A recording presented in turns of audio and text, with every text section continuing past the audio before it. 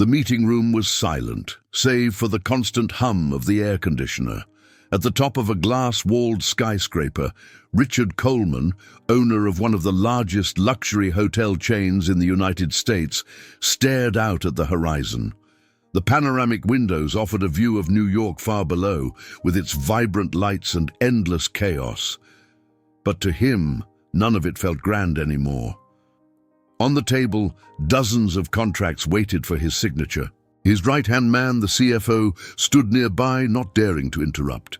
Richard finally picked up the pen, signed each page like someone crossing out a name without looking, and said quietly, "Handle it." The cold, mechanical tone was part of his routine. He was the picture of success. Flawless suit, billionaire fortune, magazine covers plastered with his face. But that morning when the phone rang, what he heard couldn't be measured in spreadsheets or headlines. The trembling voice of the doctor came through the line. "Mr. Coleman, I'm sorry, your wife didn't make it." Time stopped. The silence in the room screamed. Richard, who always had control over everything, didn't know what to do. The funeral was discreet. Though photographers lingered at a distance, Richard stood still, black tie, eyes fixed on the casket. He didn't cry. He didn't hug anyone. To others, it looked like strength. To him, it was emptiness. In the days that followed, he returned to the office as if nothing had happened. Meetings, flights, contracts. But at home, the silence was unbearable. The grand piano she used to play every night was closed, collecting dust. Her perfume still lingered in the bedroom, mocking his inability to feel. Then came the first breakdown. During a meeting with investors, Richard began to sweat profusely. His heart raced, his breath faltered, and he had to leave the room. In the marble bathroom, he leaned against the wall, gasping, trying to pull himself together. No one could see him weak. One rainy night, unable to stay home, he wandered the streets of Manhattan. He walked into a small corner diner, far from the flashes, ordered coffee without appetite.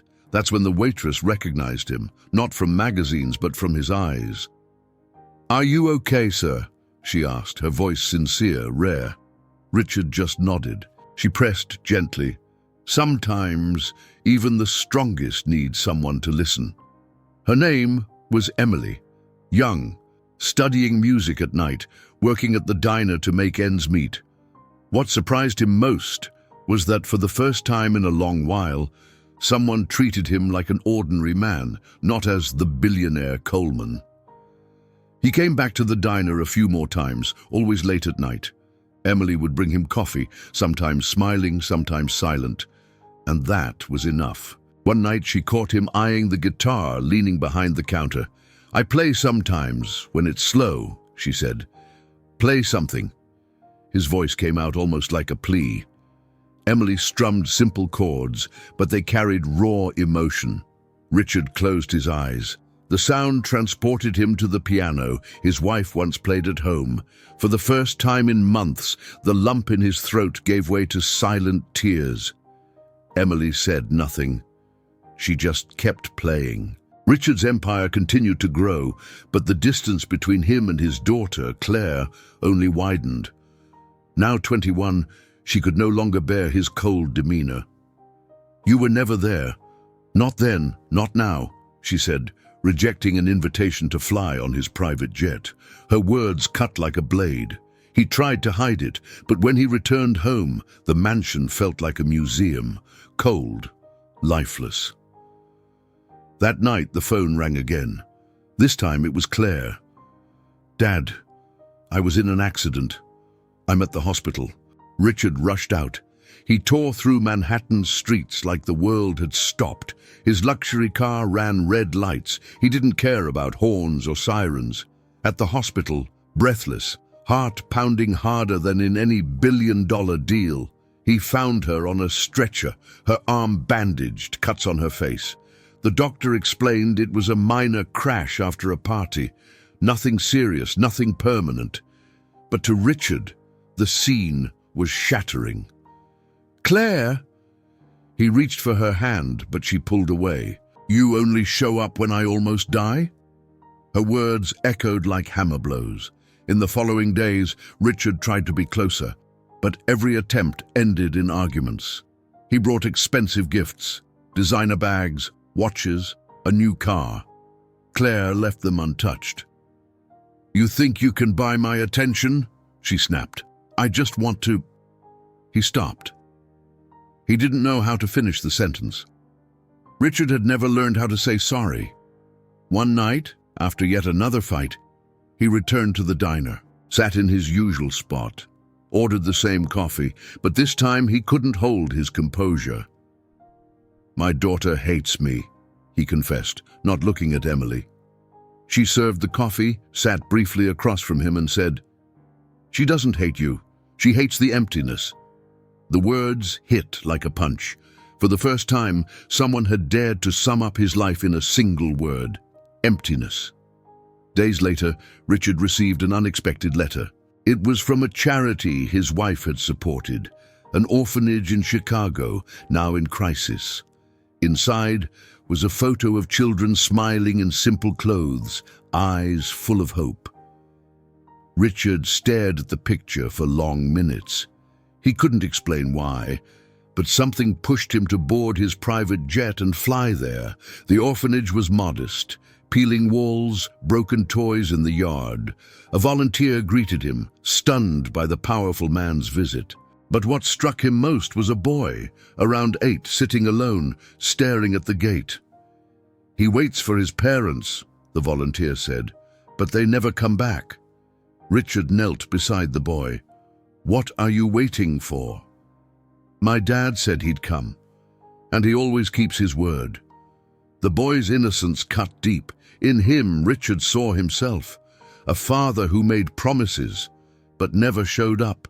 He made a generous donation, but for once, a check didn't feel like enough. He stayed the whole day, pushing swings, painting walls, listening to stories.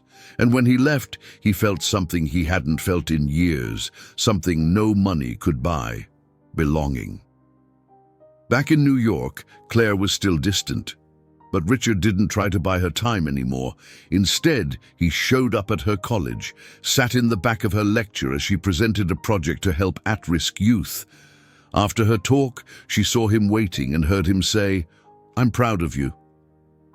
She didn't reply, but for the first time, there was no anger in her eyes, only uncertainty. As he worked to rebuild their bond, Richard's empire began to collapse. A major investor pulled out. Projects were frozen. The press predicted bankruptcy. Advisors urged him to focus only on the company. But he was torn. For the first time, the scales tipped toward something else, something real. And once again, it was Emily who said what he couldn't. Maybe you need to lose everything to finally gain something. He didn't respond, but deep down he knew she was right. Headlines exploded. The Richard Coleman empire in crisis. Financial sites predicted a collapse. Reporters camped outside his home. But inside the silent mansion, Richard didn't care. He was sitting at the grand piano, closed for months, the one his wife used to play. He placed a hand on the lid, hesitated, then opened it. The keys were dusty. He couldn't play, but he pressed a note. It rang out. Dry, unfamiliar. He pressed another, then another. Each off-key note sounded like an apology never spoken. Upstairs, Claire heard the music. She walked down slowly, stopping in the doorway. Her billionaire father, always so imposing, now looked like a lost man facing an old piano. "You're playing it wrong," she said, arms crossed. Richard gave a weak smile. "Then teach me." She walked over, sat beside him, and for the first time in years, they shared space without yelling. No accusations, just two people trying to reconnect. The next day brought the final blow. One of the flagship hotels went under. Staff strikes, mounting debt, protests at the entrance. The shareholders demanded Richard's immediate resignation. The boardroom was packed, suits lined up, cold stares. "You failed to stay focused. You're out," one of the directors said, shoving papers toward him. Richard looked at the page, then calmly signed, No fight, no speeches. He straightened his jacket and walked out. Outside, reporters swarmed. Questions, flashes, microphones. He said nothing, just got into the car and told his driver, "Take me to Emily's." She found him at his usual table. No suit, no CEO presence, just a man, exhausted. "I lost everything," he said. She poured the coffee and replied gently, "No, Richard, you just earned the chance to live." He looked at her, confused. "What do I do now?" "Start over, but this time with what really matters." The next morning, Richard showed up at Claire's college. She found him sitting among the students, watching her lecture on community outreach. When class ended, he stood in front of everyone and said, "I want to help, not as a millionaire, not as a businessman, but as a father." The room fell silent. Claire didn't answer right away, but tears welled in her eyes. In the months that followed, Richard worked with Claire on her project. He donated time, energy, contacts, but this time, not money as a substitute for love. He attended every meeting, carried boxes, painted walls alongside volunteers. Emily was there too, always with that beat-up guitar. Sometimes, at the end of a long day, she'd play something simple. Richard would listen, and for the first time, his smile wasn't forced. One day, during a visit to Chicago, Richard saw the same boy waiting by the orphanage gate. The boy ran toward him. "I knew you'd come back." Richard knelt down, hugged him tightly and said, "I'm not going anywhere." At the opening of the new community center in New York, Richard stood on stage next to Claire. No designer suit, no business magazine flashes, just a father and daughter. He didn't give a long speech. He simply looked out at the audience and said, "I've learned that the most valuable things in life can't be bought, and they're exactly what make life worth living." Claire hugged him in front of everyone. The room gave a standing ovation, and in that moment, Richard Coleman realized he was finally home. The newly opened community center still carried the unmistakable scent of fresh paint, mingled with the faint aroma of newly cut wood from the brand new tables and the ever-present trace of drywall dust that refused to settle. The narrow hallways echoed with children's laughter, kids running at full speed, clutching colorful balloons and donated toys that clinked against the floor. The space, still building its memories, pulsed with a vibrant, almost tangible energy. Volunteers moved non-stop, some organizing boxes stacked in corners, others adding final strokes of paint to the light-colored walls, still gleaming damp. Among them, Richard moved from one end to the other, balancing piles of books and dragging heavy tables. It was impossible to associate him with the untouchable magnate of business magazines. His simple shirt, sleeves rolled to the elbows, clung lightly to his body from sweat. His disheveled hair betrayed the hours of work. Here, he wasn't the distant millionaire. He was a man willing to sweat, to laugh alongside everyone else.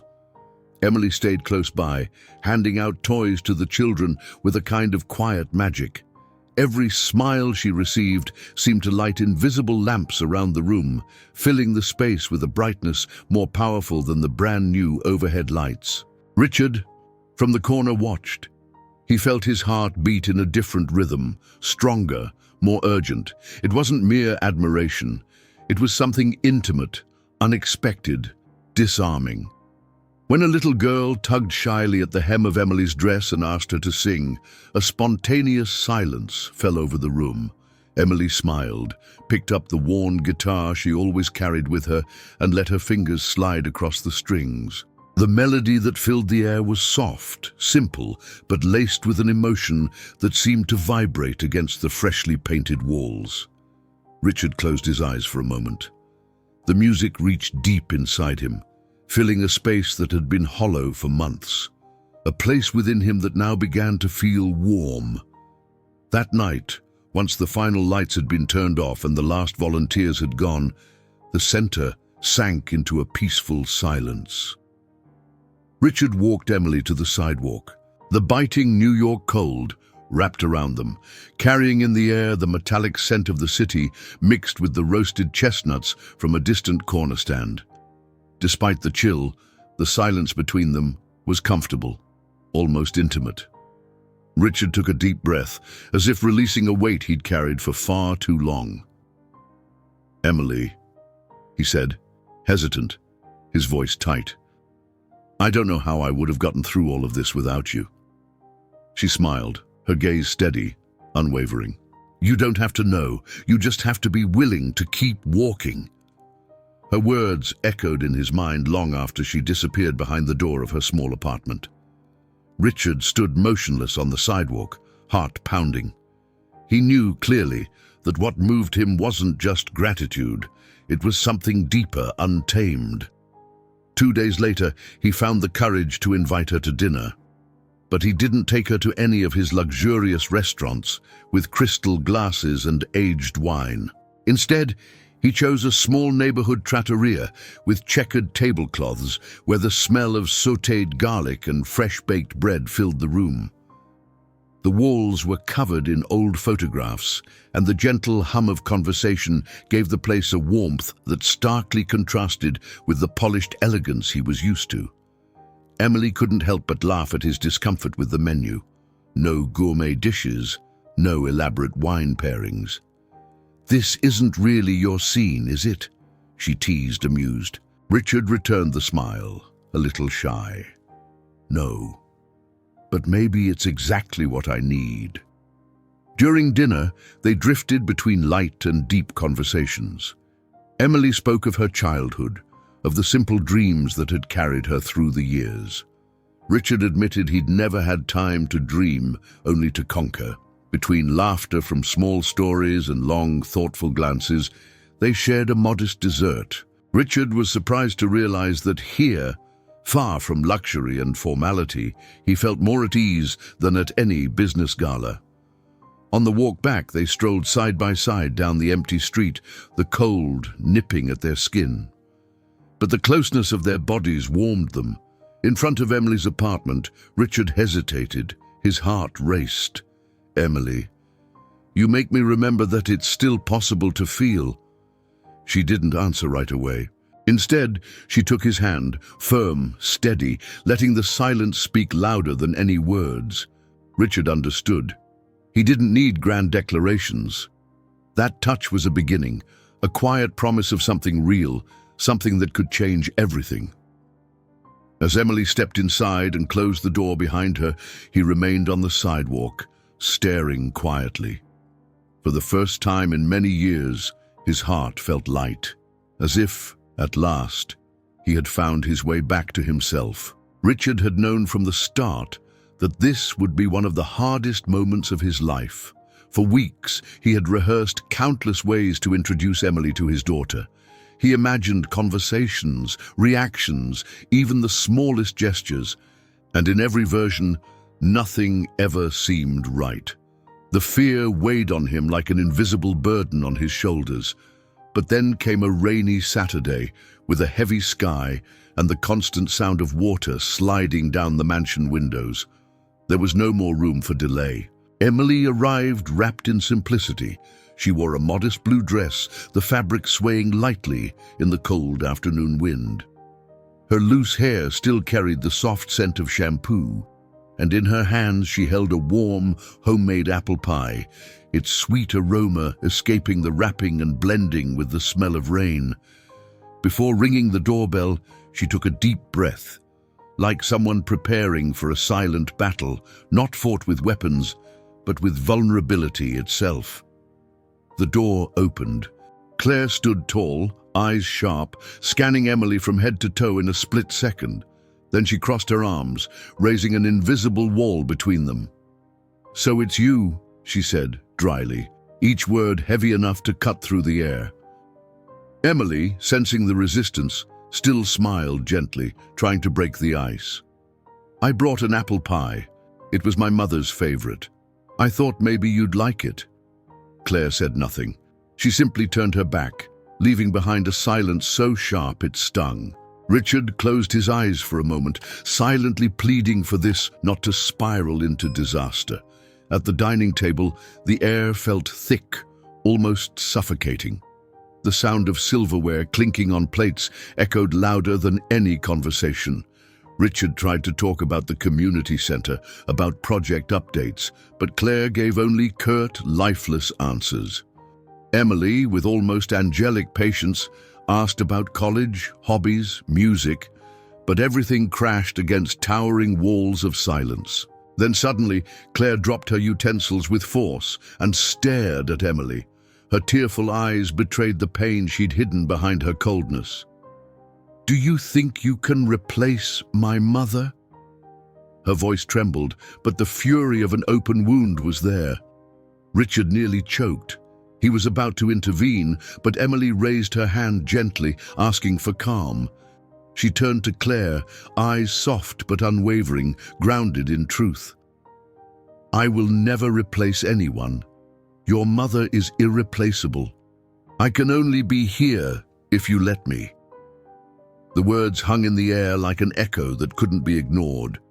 Claire looked away, lips pressed tight, saying nothing more. Dinner ended in heavy silence, plates still half full. But deep down, Richard knew something had been planted, even if invisible.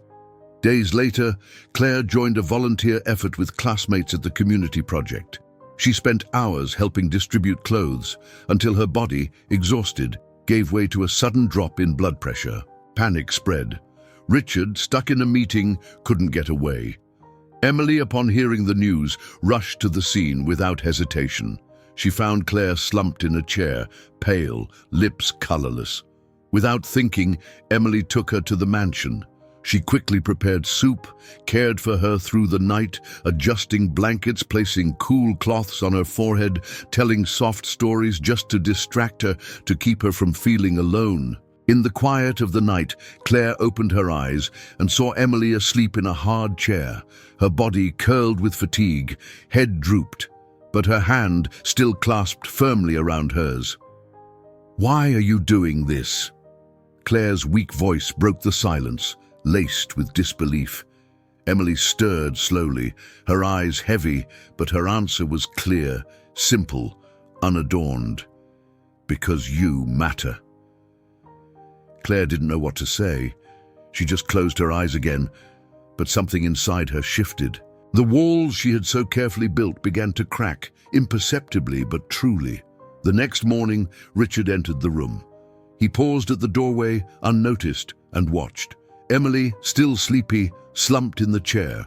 Claire, more flushed, breathing steadily. The scene carried a weight no words could capture.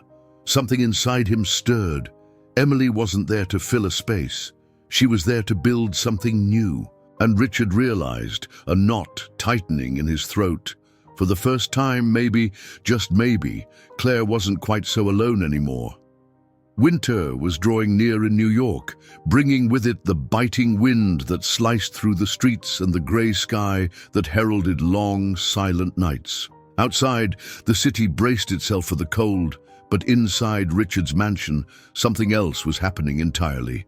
A space that had once been defined by a near funereal silence now breathed with life. The smell of fresh coffee filled the hallways in the early mornings, warming corners that had once been ruled only by the scent of polished wood. Sometimes that aroma mingled with the soft notes of a piano, drifting from somewhere deep in the house like a quiet promise of peace. Lights that once existed only to highlight expensive furniture and flawless surfaces now revealed something new. Light laughter, voices in conversation, hurried footsteps echoing through rooms that had long been empty. Emily had brought color and warmth into what had always felt more like a palace than a home. Small touches made all the difference. Vases with fresh flowers coloring previously lifeless tables, books deliberately left in forgotten corners, as if waiting to be discovered. A checkered blanket tossed over the couch, inviting comfort instead of intimidation. Every detail bore her invisible mark, turning rigidity into welcome. Claire, still guarded, was beginning to show signs of opening up. She no longer stayed locked in her room all day. Some evenings, she would come downstairs for dinner and linger just a little longer at the table. There were even moments when she'd sit quietly while Emily strummed her guitar, pretending not to listen, but never quite leaving the room. To Richard, these gestures, small, nearly imperceptible, were like the first light after a long and endless night. They were subtle, but filled with promise. He who had grown used to walking through hallways echoing only his own footsteps now found himself surrounded by signs of life. He realized that the cold of the coming winter no longer had the power to invade his home. Inside, something new was blooming, still timid, still fragile but real. But not everything was light. The weight of memory had a cruel habit of visiting Richard in the quietest hours of the night. At times, he would wake with a jolt, heart racing, breath shallow, as though he'd been torn from a dream he didn't want to revisit. The bedroom, vast and perfectly decorated, seemed to shrink around him, becoming small, suffocating, incapable of offering shelter. The memory always came the same way, the image of his wife lying beside him during the years they were still together. It wasn't a living memory, but a screaming absence. The empty space beside him on the bed felt almost tangible, as if it had its own weight. Grief crept into every corner of the mansion, cold, relentless, reminding him of all he had lost. Unable to stay in the room, Richard would get up. His footsteps echoed down the quiet hallway like a lament against the walls. He'd descend to the living room, where the piano waited in stillness. He'd sit at it, fingers resting on cold keys. But there was no music, only the motion, empty, heavy, as though playing was too much to bear. Emily, on some of those nights, would wake, not from noise, but from a kind of intuition. She would descend the stairs softly, almost weightlessly, so as not to intrude on his space of sorrow. She'd find him there, hunched over, his gaze lost somewhere not in the room but in the past. She never pushed. There were no questions, no advice, only presence. She would sit beside him in silence, as if the simple act of being there was enough to say, "You don't have to carry this alone." Sometimes she'd place her hand gently over his, bringing warmth to his frozen fingers. Other times, she'd just stay, wordless, offering companionship without expectation. And it was in that silence that Richard felt most bare. The man who had faced down boardrooms, survived corporate wars, and upheld the image of an untouchable tycoon, now trembled in the face of memory. It was there, in the darkest hours of the night, that his fragility revealed itself. And, paradoxically, it was precisely Emily's silence that held him together. Not an empty silence, but one that embraced, that steadied, that endured. A silence that said more than any words ever could. You are still human. You can still feel. And you are no longer alone. Emily too carried scars, ones invisible to the eye but deep enough to shape who she was.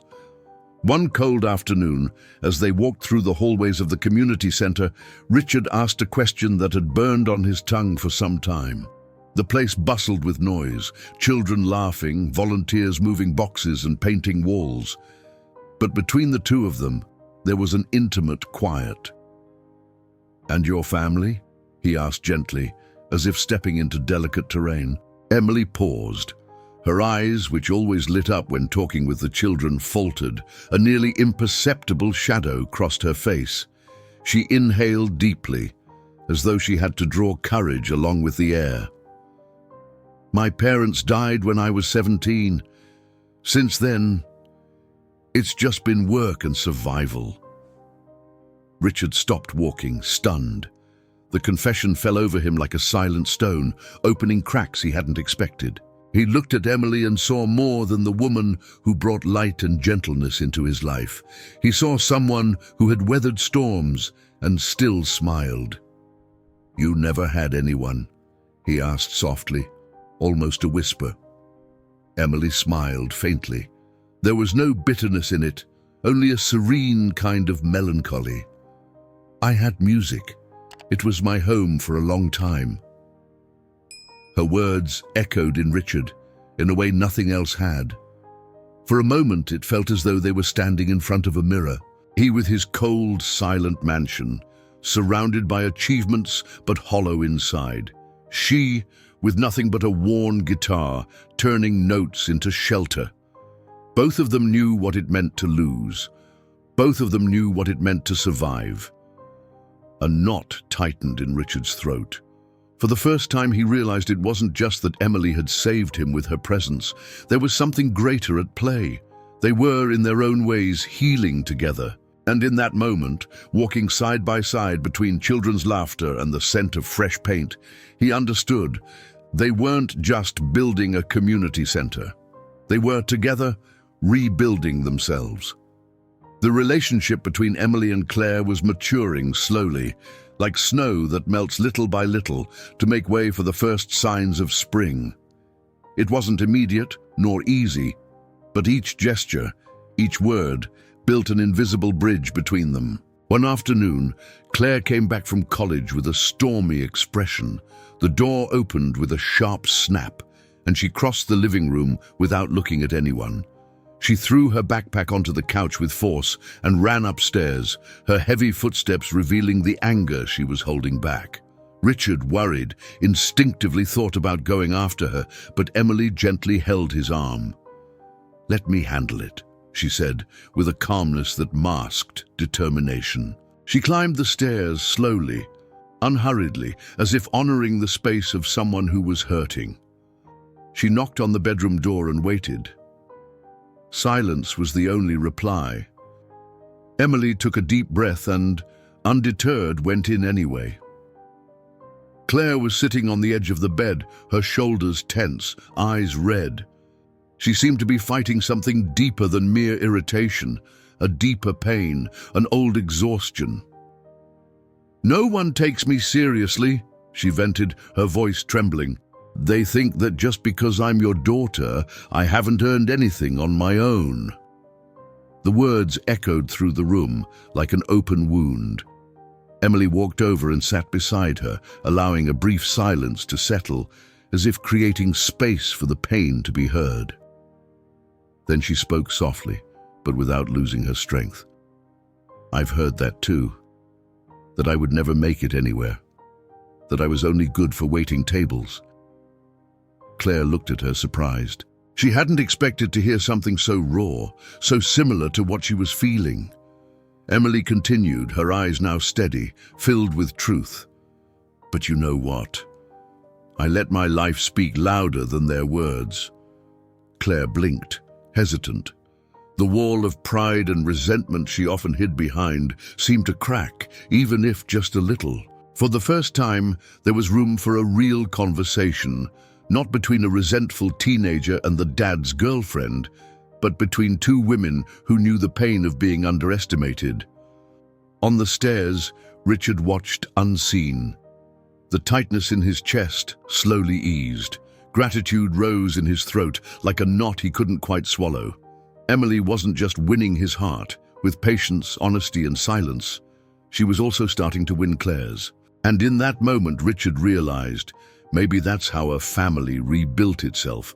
Not through grand declarations, but through small acts of courage and connection, powerful enough to melt even the longest winters. The weeks that followed took on a new rhythm, almost imperceptible at first, but powerful. What once had been 3 lives orbiting separate worlds was beginning to transform into a single system, where each gesture created invisible ties. The mansion, once marked by the echo of lonely footsteps, now seemed to breathe along with them. One Sunday night, the transformation became clear. Claire sat at the piano, her fingers still unsure as they slid over the keys.